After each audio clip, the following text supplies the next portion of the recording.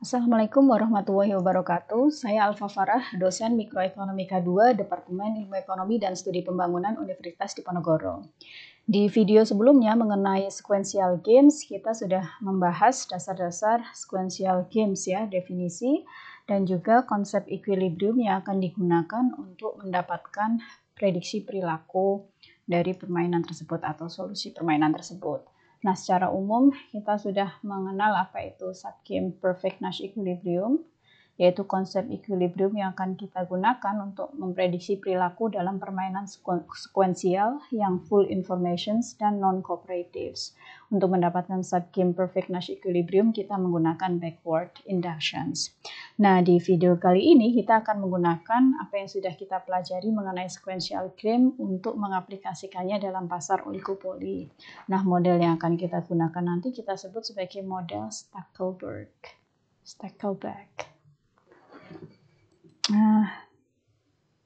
Model Stackelberg. Nah, apa itu model Stackelberg? Model Stackelberg pada dasarnya adalah model Cournot yang sifatnya adalah sekuensial. Anda ingat apa itu Cournot?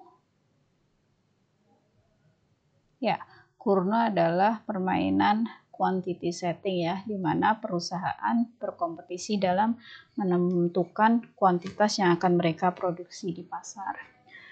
Nah, setting dari Stackelberg sama dengan setting dari permainan Cournot. Yang pertama adalah kita asumsikan dengan yang paling sederhana, hanya ada dua perusahaan, yaitu perusahaan 1 dan perusahaan 2, berarti kita punya oligopoli. Yang kedua, karena hanya ada dua perusahaan, maka total output di dalam pasar adalah penjumlahan dari output perusahaan 1 ditambah dengan perusahaan 2. Kemudian ada demand, inverse demand function-nya diformulasikan dalam bentuk A dikurangi Q, dan di sini demand-nya adalah downward sloping. Kemudian kedua perusahaan ini sifatnya simetris, mereka memiliki ongkos marginal cost yang sama, yaitu sebanyak C. C1 sama dengan C2 sama dengan C. Dengan begitu, ongkos produksi mereka akan sangat tergantung berapa banyak yang mereka produksi. Sebentar. C.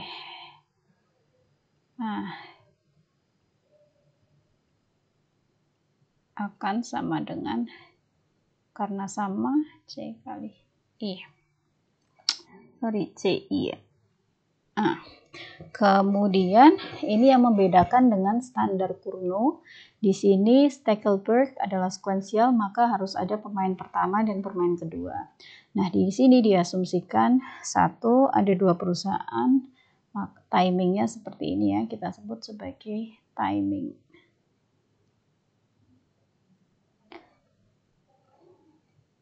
Timing di T sama dengan 1, perusahaan 1 menetapkan mengeset Q1. Di T sama dengan 2, perusahaan 2 mengeset Q2. Nah, ini yang membedakan dari standar Cournot. Nah, karena di sini ada permainan yang dilakukan secara berurutan, maka model Stackelberg ini harus diselesaikan dengan subgame perfect Nash equilibrium. Bagaimana mendapatkan subgame perfect Nash equilibrium? Iya, dengan menggunakan backward induction. Artinya berarti kita akan menyelesaikan perilaku keseimbangan untuk pemain, bukan keseimbangannya, kita akan menyelesaikan untuk pemain kedua dulu di T2. Kita mulai T2. Di sini yang jalan adalah perusahaan 2. Kita akan cari dulu payoff untuk perusahaan 2. Nah, perusahaan 2 payoff-nya tentu profit, dan tujuan perusahaan 2 tentu adalah memaksimalkan profit perusahaan 2. Karena ini Cournot, maka mereka akan melakukannya dengan mengeset kuantitas tertentu. Kita tuliskan dulu profit untuk perusahaan 2, Pi kecil 2 sama dengan harga dikurangi ongkos dikali Q2. Harganya adalah A dikurangi Q dikurangi C Q2. Jangan lupa Q besarnya adalah A dikurangi Q1 plus Q2 dikurangi C Q2. A dikurangi Q1 dikurangi Q2 dikurangi C Q2. Kita bisa jabarkan A Q2 dikurangi Q1 Q2 dikurangi Q2 kuadrat dikurangi C Q2. Ini adalah profit untuk perusahaan 2. Oke. Tujuan perusahaan 2 adalah memaksimalkan keuntungan ya.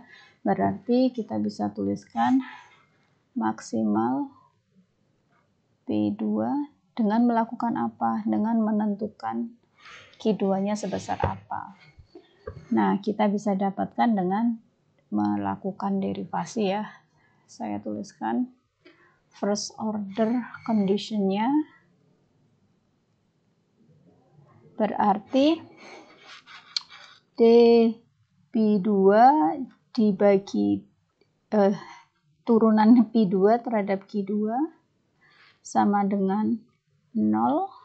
Di sini kita punya A. Saya harus ke ataskan lagi, takut kepotong ya.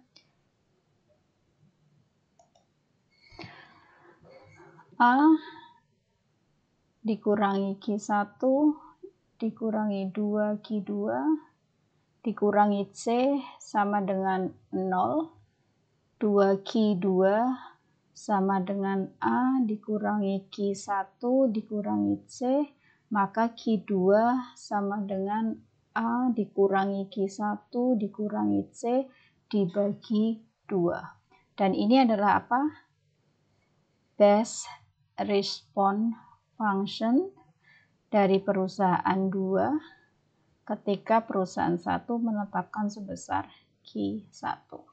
Ini adalah best response function. Nah, kita sudah menyelesaikan apa yang di waktu yang kedua ya, backward induction. Setelah T2 selesai, kita akan mundur ke T1. Di T1 yang mengambil keputusan adalah perusahaan 1. Tujuan perusahaan 1 tentu adalah memaksimalkan profit perusahaan 1. Oleh karena itu kita akan tulis fungsi profitnya dulu untuk perusahaan 1. P1 sama ya, harga dikurangi ongkos dikali Q1.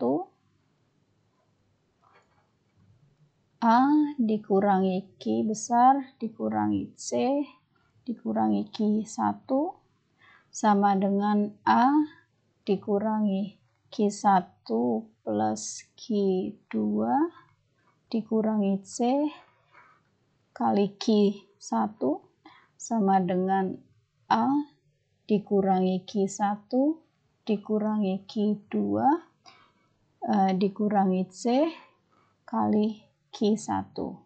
Jangan lupa kita sudah mendapatkan best response tadi ya untuk perusahaan 2, di mana Q2-nya adalah A dikurangi Q1 dibagi 2. Berarti kita bisa masukkan A dikurangi Q1 dikurangi A minus Q1 dikurangi C dibagi 2 dikurangi C kali Q1. Kita bisa dapatkan di sini A dikurangi setengah A berarti A per 2. Kemudian Q minus Q ditambah setengah Q berarti minus setengah Q1. Kemudian C-nya plus C setengah C dikurangi C berarti min C per 2 dikali Q1. Berarti kita dapatkan setengah A Q1 dikurangi setengah Q1 kuadrat dikurangi setengah C Q1. Ini adalah P1. Sama seperti perusahaan 2, tujuan perusahaan 1 adalah memaksimalkan profit ya. Berarti maksimalkan profit untuk perusahaan 1 dengan cara memilih Q1. First order condition-nya adalah D P1 per D Q1 sama dengan 0. Di sini kita dapatkan berarti setengah A dikurangi Q1 dikurangi setengah C sama dengan 0, maka Q1 sama dengan A dikurangi C dibagi 2. Nah, ini adalah dia, karena dia adalah pemain 1, ya dia nggak merespon pemain 2. Ini adalah equilibriumnya. Ingat, perusahaan 1 membuat keputusan terlebih dahulu ya. Jadi ini adalah output yang dihasilkan atau diproduksi oleh perusahaan 1 di T1. Dari sini kita bisa hitung, oh ternyata nggak kelihatan di layar ya. Ya. Sementara untuk perusahaan 2 bisa kita hitung Q2